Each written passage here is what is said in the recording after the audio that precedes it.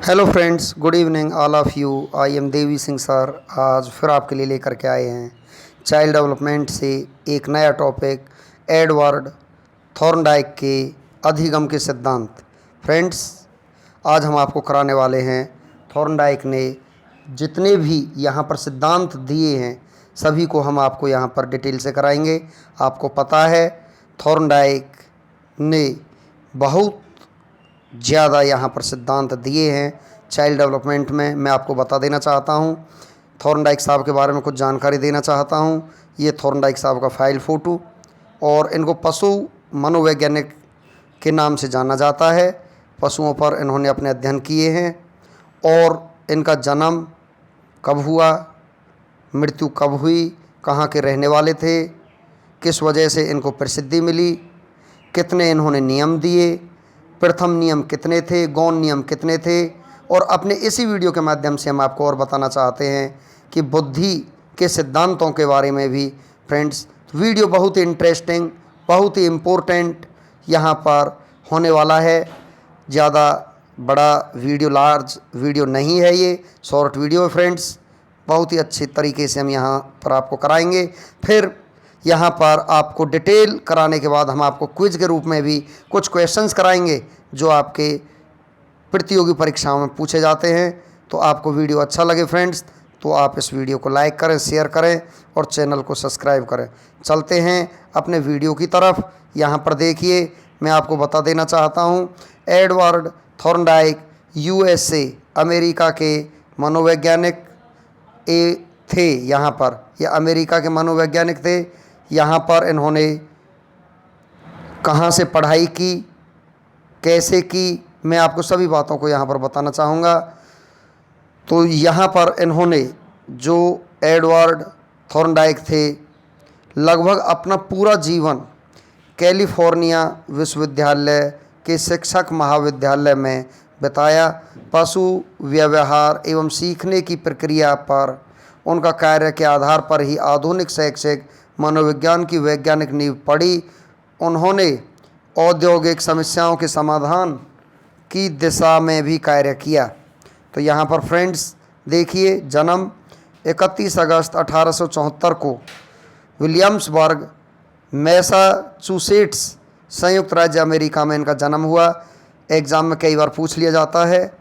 9 अगस्त 1949 को Montrose, New York, संयुक्त राज्य अमेरिका में इनकी मृत्यु हुई थी। पूर्ण नाम एडवर्ड ली थॉर्नडाइक इनका पूरा नाम है। किसके लिए ये जाने जाते हैं मैं आपको बता देता हूँ। इनको फादर ऑफ एजुकेशनल साइकोलॉजी कहा जाता है। Law of effect behaviour modification, यहाँ पर ये जाने जाते हैं। शिक्षा जो इनकी थी यहाँ पर फ्रेंड्स कोलंबिया विश्वविद्यालय से थी। और आपको आगे हम जानकारी देना चाहते हैं, यहाँ पर इन्होंने अधिगम के सिद्धांत दिए थे।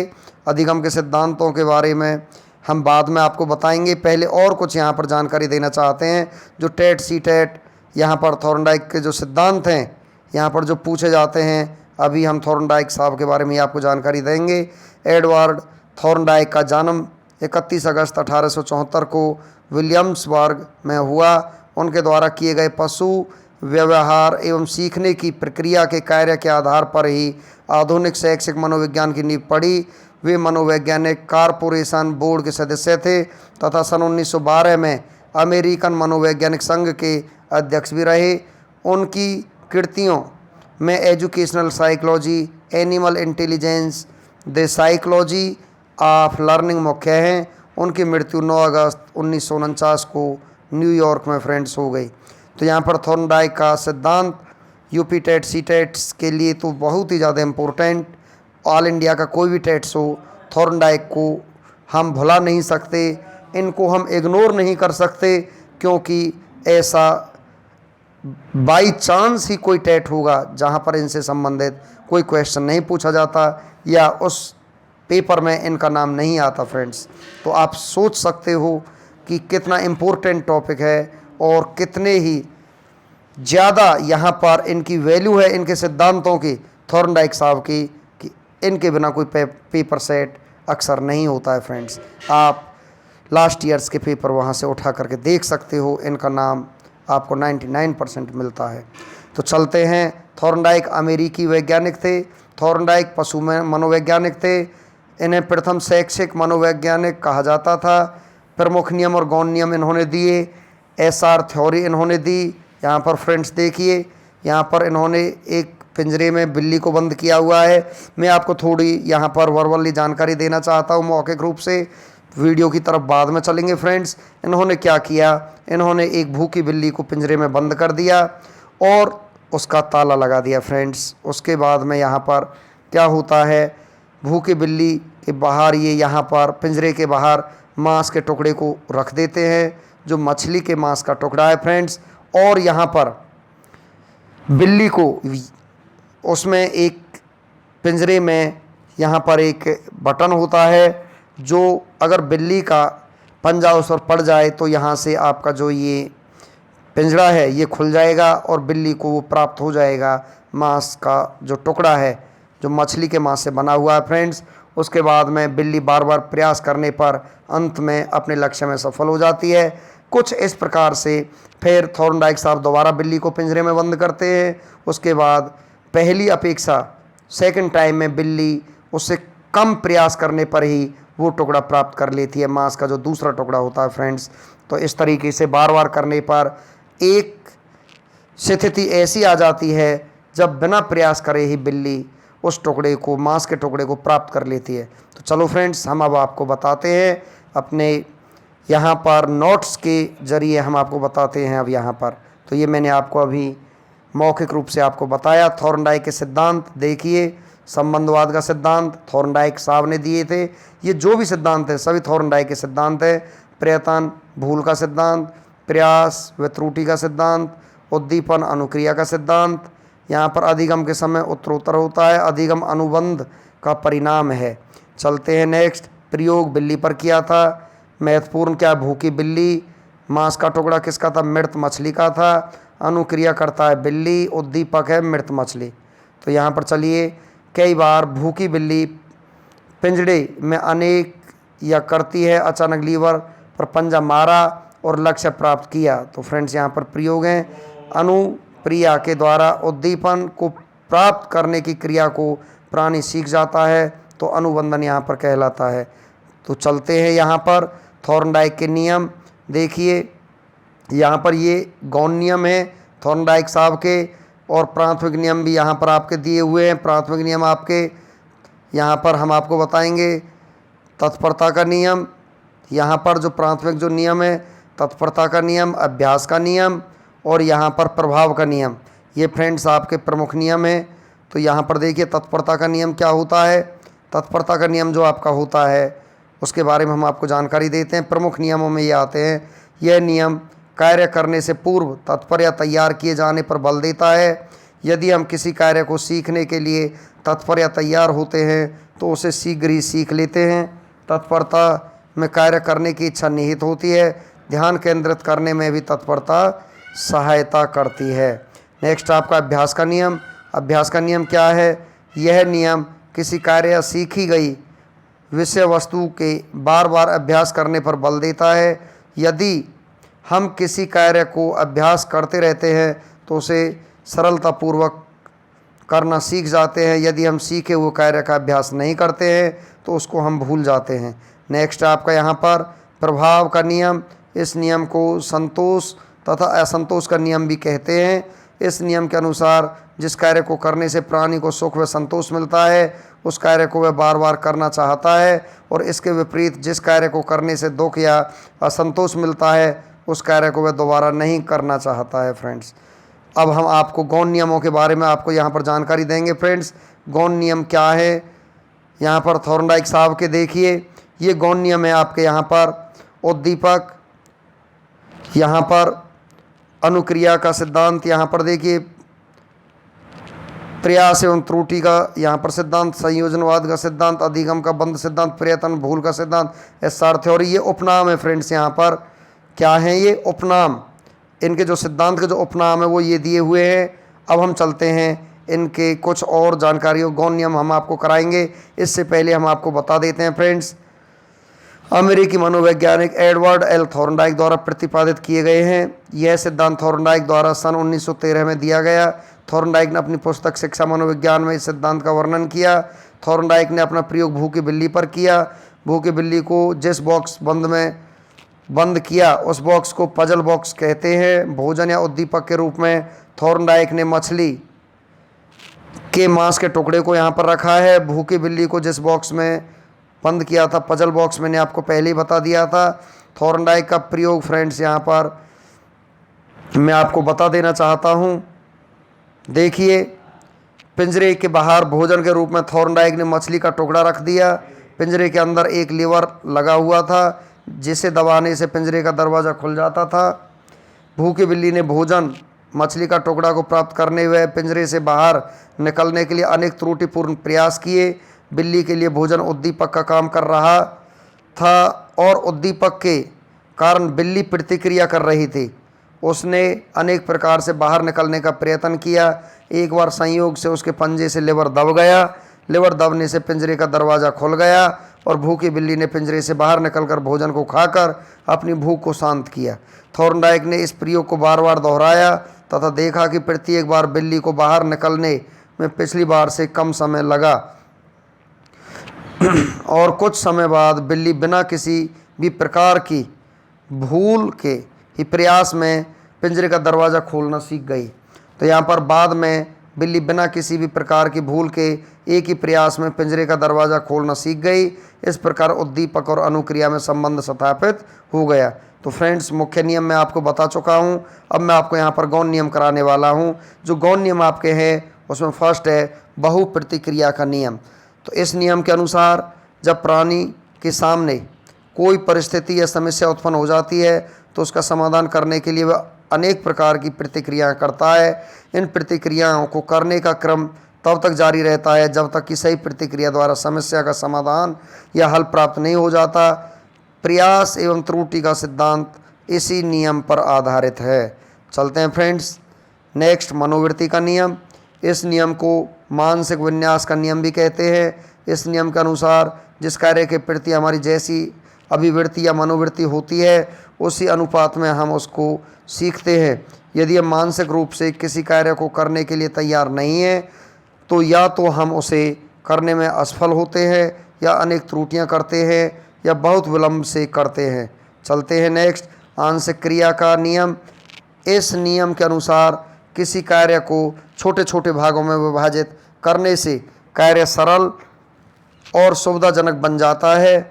इन भागों को शीघ्रता और सुगमता से करके संपूर्ण कार्य को पूरा किया जाता है। इस नियम पर अंश से पूर्ण की ओर का शिक्षण का सिद्धांत आधारित की यहाँ पर है फ्रेंड्स। सादृश्यता का अनुक्रिया का नियम चौथा ही आपका गौण नियम है। इस नियम को आत्मीकरण का नियम भी कहते हैं। यह नियम पूर्व अनुभव पर आधारित है। जब प्राणी के सामने कोई नवीन परिस्थिति या समस्या उत्पन्न होती है तो वह उससे मिलती जुलती परिस्थितियां समस्या का स्मरण करता है जिसका वह पूर्व में अनुभव कर चुका है। वह नवीन ज्ञान को अपने पूर्व ज्ञान का स्थायी अंग बना लेते हैं। नेक्स्ट आपका सहचर्य परिवर्तन का नियम। इस नियम के अनुसार एक उद्दीपक के प्रति होने वाली अनुक्रिया बाद में किसी दूसरे उद्दीपक से होने लगती है। दूसरे शब्दों में, पहले कभी की गई क्रिया को उसी के समान दूसरी परिस्थिति में उसी प्रकार से करना। इसमें क्रिया का स्वरूप तो वही रहता है परंतु परिस्थिति में परिवर्तन हो जाता है। थॉर्नडाइक ने पावलोव के शास्त्रीय अनुबंधन को ही सहचर्य परिवर्तन के नियम के रूप में व्यक्त किया है। चलते हैं फ्रेंड्स आगे, सीखने के नियमों का शैक्षिक महत्व क्या है। अधिगम प्रक्रिया में सीखने के नियमों का विशेष महत्व है। सीखने की तत्परता, सतत अभ्यास, संतोषप्रद परिणाम से इच्छित फल की प्राप्ति होती है। इसलिए शिक्षक को चाहिए कि वे कार्यक्रम निश्चित करते समय इस बात का ध्यान रखें कि वह बच्चों के लिए संतोषप्रद हो और उनमें तत्परता की स्थिति पैदा की जाए। ऐसा न होने से प्रयत्न व परिश्रम व्यर्थ होगा। विद्वानों ने सीखने की क्षमता को बढ़ावा देने के लिए सीखने के नियमों का शैक्षिक महत्व माना है जो निम्नवत यहाँ पर है। फ्रेंड्स, यहाँ पर देखिए, थॉर्नडाइक द्वारा प्रतिपादित सीखने के दो महत्वपूर्ण नियम बताए गए हैं जिसके प्रयोग से अधिगम अधिक प्रभावशाली होता है। सीखने के मुख्य नियम तत्परता का नियम। अभ्यास का नियम, परिणाम का नियम, ये मैं सभी आपको बता चुका हूँ। पुनरावृत्ति में मैं आपको यहाँ पर करा रहा हूँ। गौण नियम, यहाँ पर मनोवृत्ति का नियम, बहु अप्रतिक्रिया का नियम, आंशिक क्रिया का नियम, यहाँ पर अनुरूपता का नियम, संबंधित परिवर्तन का नियम, सीखने के नियमों का प्रयोग कर शिक्षक छात्रों में अधिगम के प्रति रुचि, उत्साह और संतोष विकसित कर सकते हैं। फ्रेंड्स, मैं आपको बता देना चाहता हूँ यहाँ पर थॉर्नडाइक के जो ये नियम हैं जो इन्होंने दिए हैं, ये मंदबुद्धि बच्चे पर प्रयोग होते हैं फ्रेंड्स, और इनको बार बार रिपीट कराने पर हमको यहाँ पर पॉजिटिव रिस्पांस मिलता है। अब हम आपको यहाँ पर आपके थॉर्नडाइक के नियम खत्म हो जाते हैं। हम आपको अब लेकर के चलते हैं बुद्धि की परिभाषा और सिद्धांत की तरफ, क्योंकि बुद्धि के बारे में भी थॉर्नडाइक साहब ने कुछ कमेंट्स किए हैं। उन सभी बातों को हम पहले आपको बुद्धि की परिभाषा और सिद्धांतों के बारे में वाकिफ कराएंगे, और फिर हम आपको बताएंगे कि बुद्धि को कितने प्रकार की थॉर्नडाइक साहब ने यहाँ पर बताया है। तो इन सभी बातों को हम आज अपने इस वीडियो के माध्यम से बिल्कुल क्लियर करा देंगे। देखिए, शिक्षा मनोविज्ञान में बुद्धि के ऊपर सर्वाधिक कार्य किया गया है। 17वीं शताब्दी से ही दर्शन के साथ मनोविज्ञान के अध्ययन पर बुद्धि के स्वरूप, संरचना, प्रकार व सिद्धांत का आधार की चर्चा प्रारंभ हो गई थी। यहाँ पर जहाँ तक बुद्धि शब्द की परिभाषा का प्रश्न है, तो मनोवैज्ञानिकों ने इसे 3 श्रेणियों में विभक्त किया है: समायोजन, सीखने की क्षमता, अमूर्त चिंतन। देखिए, अंग्रेजी में बुद्धि को कंस्ट्रक्ट के नाम से जाना जाता है। व्यक्तिगत विभिन्नता के आधार पर हर व्यक्ति में बुद्धि का स्तर आनुवांशिकी एवं पर्यावरणीय कारकों के प्रभाव के कारण अलग अलग होता है। E.L. थॉर्नडाइक ने बुद्धि के 3 प्रकार बताए गए हैं, ये आपको ध्यान रखने हैं: सामाजिक बुद्धि, अमूर्त बुद्धि, मूर्त बुद्धि। क्या होती है, डिटेल से हम आपको बताएंगे।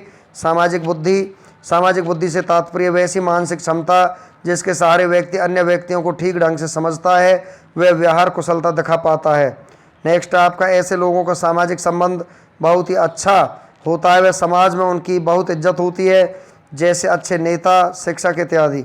अमूर्त बुद्धि, एब्स्ट्रैक्ट इंटेलिजेंस। अमूर्त बुद्धि से तात्पर्य वैसी मानसिक क्षमता जिसके सहारे व्यक्ति शाब्दिक तथा गणितीय संकेतों व चिन्हों को आसानी से समझ पाता है, वह उसकी उचित व्याख्या कर पाता है। ऐसे व्यक्ति जिनमें अमूर्त बुद्धि अधिक होती है सफल कलाकार, पेंटर व गणितज्ञ होते हैं। नेक्स्ट है आपका मूर्त बुद्धि। मूर्त बुद्धि से तात्पर्य ऐसी मानसिक क्षमता जिसके सहारे व्यक्ति ठोस वस्तुओं का महत्व समझता है तथा उसका उपयोग ठीक ढंग से विभिन्न परिस्थितियों में करता है। ऐसी बुद्धि वाले व्यक्ति सफल व्यापारी बन सकते हैं। नेक्स्ट आपका विभिन्न मनोवैज्ञानिकों ने बुद्धि को इस प्रकार परिभाषित किया है: मन के अनुसार नवीन परिस्थितियों को झेलने की मस्तिष्क की नमनीयता। बेंकिंघम के अनुसार सीखने की योग्यता ही बुद्धि है। बर्ट के अनुसार बुद्धि अच्छी तरह निर्णय करने, समझने एवं तर्क करने की योग्यता है। वुडवर्थ के अनुसार यहाँ पर फ्रेंड्स बुद्धि कार्य करने की विधि है। इन परिभाषाओं से स्पष्ट है कि बुद्धि में अतीत के अनुभवों का प्रयोग, नवीन परिस्थितियों में समायोजन, परिस्थिति को समझना तथा क्रिया को व्यापक रूप से समझना ही बुद्धि है। बुद्धि के विषय में एक मत यह विकसित हो रहा है कि बुद्धि नामक कोई भी तथ्य नहीं है। प्रत्येक व्यक्ति की अपनी क्षमता होती है। एक व्यक्ति एक क्षेत्र में अपनी योग्यता तथा क्षमता का लाभ उठाता है तो दूसरा व्यक्ति दूसरे क्षेत्र में लाभ उठाता है। बुद्धि बहुआयामी होती है। सीटेट में कई बार ये क्वेश्चन पूछ लिया गया है कि बुद्धि किस प्रकार की होती है। मल्टी डायमेंशनल इंटेलिजेंस, बुद्धि आपकी बहुआयामी फ्रेंड्स होती है। मोस्ट इम्पोर्टेंट क्वेश्चन यहाँ से आपका बन जाता है। बुद्धि के सिद्धांतों के बारे में भी हम आपको बताएंगे। बुद्धि के अनेक सिद्धांत प्रतिपादित किए गए हैं जो उसके स्वरूप पर पर्याप्त प्रकाश डालते हैं। इसके प्रमुख सिद्धांत हैं: एक खंड का सिद्धांत, फिर आपका यहाँ पर देखिए 2 खंड का सिद्धांत, 3 खंड का सिद्धांत, बहुखंड का सिद्धांत, मात्रा सिद्धांत, वर्ग घटक सिद्धांत, क्रमिक महत्व का सिद्धांत। ये सारे सिद्धांत आपके बुद्धि के सिद्धांत हैं।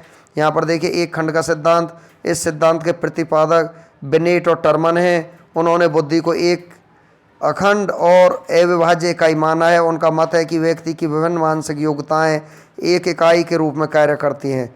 नेक्स्ट है आपका 2 खंड का सिद्धांत। इस सिद्धांत का प्रतिपादक स्पीयरमैन है। उनके अनुसार प्रत्येक व्यक्ति में दो प्रकार की बुद्धि होती है, सामान्य तथा विशिष्ट। नेक्स्ट क्वेश्चन आपका 3 खंड का सिद्धांत। यह सिद्धांत भी सपियरमैन के नाम से संबंधित है। उसने इसका नाम सामूहिक खंड दिया। उसने बुद्धि का एक खंड और बनाया। बहुखंड का सिद्धांत सपियरमैन के बुद्धि के सिद्धांत पर आगे कार्य करके गिलफोर्ड ने बहुखंड का सिद्धांत प्रतिपादित किया। मात्रा सिद्धांत, इस सिद्धांत का प्रतिपादक थॉर्नडाइक हैं। थॉर्नडाइक साहब ने किया। इनका मत है कि मस्तिष्क का गुण स्नायु तंतुओं की मात्रा पर निर्भर रहता है। वर्ग घटक सिद्धांत, जी थॉमसन ने बुद्धि को अनेक विशिष्ट योग्यताओं तथा विशेषताओं का समूह माना है। एक ही वर्ग में अनेक प्रकार की विशेषताएं होती हैं। क्रमिक महत्व का सिद्धांत, बार्ट तथा टर्मन ने मानसिक योग्यताओं को क्रमानुसार महत्व दिया है। इस क्रम में सामान्य, समरण, चिंतन, तर्क, कल्पना, विशेष मानसिक योग्यता यहाँ पर दिए हुए हैं। बुद्धि के सिद्धांत यहाँ पर देखिए, नवीन परिस्थितियों से अनुकूलन ही बुद्धि है। ये रॉस की परिभाषा है। वुडवर्थ के अनुसार बुद्धि की परिभाषा बुद्धि कार्य करने की एक विधि है। बुद्धि अमूर्त विचारों के बारे में सोचने की योग्यता है। यहाँ पर फ्रेंड्स चलते हैं आगे की तरफ। अब हम आपको कुछ इस सिद्धांत से संबंधित क्वेश्चंस कराना चाहते हैं, जैसे आपके टेट्स में पूछे जाते हैं फ्रेंड्स। थॉर्नडाइक किस देश के मनोवैज्ञानिक थे? सभी बातों को पढ़ने के बाद अब हम आपको बताएंगे कि थॉर्नडाइक साहब कहाँ के मनोवैज्ञानिक थे। अमेरिका के। थॉर्नडाइक ने सीखने के कितने नियम दिए? यहाँ पर 3 नियम यहाँ पर दिए, मुख्य नियम जो उनके थे। तो यहाँ पर देख, थॉर्नडाइक ने अपने प्रयोग किस जानवर पर किए? चूहे तथा बिल्ली पर किए। नेक्स्ट आपका यहाँ पर थॉर्नडाइक ने बुद्धि का सिद्धांत कौन सा सिद्धांत दिया? बहुकारक सिद्धांत यहाँ पर दिया। थॉर्नडाइक के अनुसार बुद्धि का प्रकार नहीं है जैविक बुद्धि। नेक्स्ट आपका यहाँ पर फ्रेंड्स, निम्न में से कौन सा सिद्धांत थॉर्नडाइक का है? प्रयत्न तथा भूल का सिद्धांत। ये सभी प्रतियोगी परीक्षाओं में पूछे गए क्वेश्चंस लेकर के हम आपके लिए आए हैं फ्रेंड्स। किस मनोवैज्ञानिक को पशु मनोवैज्ञानिक का पितामह माना जाता है? थॉर्नडाइक को माना जाता है। सीखने के नियम किसने प्रतिपादित किया? थॉर्नडाइक ने। नेक्स्ट आपका एसआर सिद्धांत किसने दिया? थॉर्नडाइक ने दिया। नेक्स्ट आपका उद्दीपक अनुक्रिया सिद्धांत किसने दिया? थॉर्नडाइक साहब ने दिया। नेक्स्ट आपका फ्रेंड्स यहाँ पर संबंधवाद का सिद्धांत किसने प्रस्तुत किया? थॉर्नडाइक ने। नेक्स्ट आपका यहाँ पर संयोजनवाद का सिद्धांत किसने दिया? थॉर्नडाइक ने दिया। नेक्स्ट आपका अधिगम का बंध सिद्धांत किसने प्रस्तुत किया? थॉर्नडाइक ने। ये सभी सिद्धांत आपको याद रखने हैं। मनोवृत्ति का सिद्धांत थॉर्नडाइक ने दिया। थॉर्नडाइक द्वारा दिया गया नियम, प्रभाव का नियम, अभ्यास के नियम, तत्परता का नियम, उपरोक्त सभी इसका आंसर हो जाएगा। थॉर्नडाइक ने सीखने के कितने गौण नियम बताए? 5 नियम बताए। निम्न में से किसे प्रथम शैक्षिक मनोवैज्ञानिक कहा जाता है? थॉर्नडाइक को कहा जाता है। बहुप्रतिक्रिया का नियम किसने दिया? थॉर्नडाइक ने दिया। आत्मीकरण का नियम किसके द्वारा प्रस्तुत किया गया? थॉर्नडाइक के द्वारा। थॉर्नडाइक का सिद्धांत इनमें से किस वर्ग के तहत सूचीबद्ध किया जाता है? व्यावहारिकता का सिद्धांत। नेक्स्ट आपका, जब अध्यापक एक छात्र को सफलता का एहसास कराता है तो वह उपयोग कर रहा होता है। प्रभाव का नियम। नेक्स्ट आपका, सीखने के नियम किसने दिए हैं? थॉर्नडाइक ने दिए हैं। सीखने का प्राथमिक मूलभूत नियम संबंधित है तत्परता से। यहाँ पर देखिए, अधिगम के प्राथमिक सिद्धांतों के प्रणेता कौन हैं? यहाँ पर E.L. थॉर्नडाइक हैं। यहाँ पर लास्ट क्वेश्चन मैं आपको बता देता हूँ फ्रेंड्स। देखिए, जब बच्चे एक अवधारणा को सीखते हैं और उसका प्रयोग करते हैं तो अभ्यास उनके द्वारा की जाने वाली त्रुटियों को कम करने में मदद करता है। यह विचार थॉर्नडाइक के द्वारा दिया गया है फ्रेंड्स। तो हमने अपने इस वीडियो के माध्यम से फ्रेंड्स बहुत ही ज़्यादा मैटर आपको यहाँ पर दिया है, बहुत ही कम समय में दिया है। यहाँ पर हमने टोटल आपको थॉर्नडाइक के प्रथम नियम, गौण नियम, किस पर उन्होंने अपने प्रयोग किए, कैसे किए, और यहाँ पर कितने प्रमुख नियम हैं, कितने गौण नियम हैं, बुद्धि के सिद्धांत कितने हैं, किस किसने दिए, बुद्धि को कितने प्रकार की यहाँ थॉर्नडाइक साहब ने यहाँ पर माना, और क्विज के रूप में बहुत सारे क्वेश्चंस हमने आपको यहाँ पर बताए फ्रेंड्स। यदि वीडियो आपको अच्छा लगा हो तो आप इसे लाइक करें, शेयर करें, चैनल को सब्सक्राइब करें, जिससे हम समय समय पर आपके लिए नई वीडियो अपलोड करते रहें फ्रेंड्स। Thank you.